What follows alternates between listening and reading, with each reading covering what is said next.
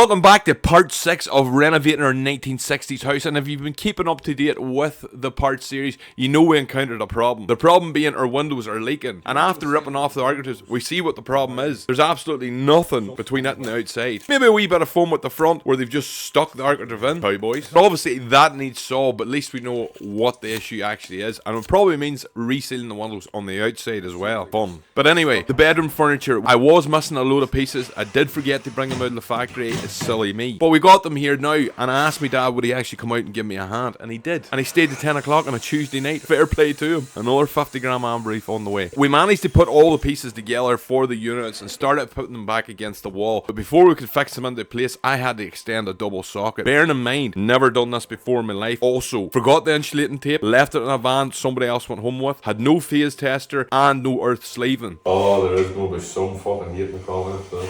What a dickhead. Well, my dad came up with a great idea, but he says you make sure and mark them cables before you connect them sockets up. He told me to take the sleeving off a brown or blue cable, and it worked, and there'll be nothing wrong with it. But I do have our sleeving now, and I will change it back. Now that's done professionally, we can fix the units into place, and we can start putting the finishing panels on. And don't worry, I did leave an access just in case for some reason I haven't that wired right, and I need access into it, and I'll just put a wee false back over it. The finishing colour of this room is called Brown Orleans, and it is an acre range, and I know that probably means nothing to most of the people listening to this, but that's what it is. Lads, I just have to say, I totally underestimated the length of time it would take to actually do this room. It seems to be every time I go look for something, I'm like, oh, that's still at the factory at work. Deadly, just where I needed it. But honestly, I have to give credit to people who actually do this in the evenings and at the weekends, because that's the only time you have free. It is a tough gig, but I promise you, this will be worth it. It was maybe a wee bit aggressive, but it will be. And sure, why not follow us, because you might see the video of me and Aaron having an argument over the colour of light switches. It's all fun and games, ladies and gentlemen.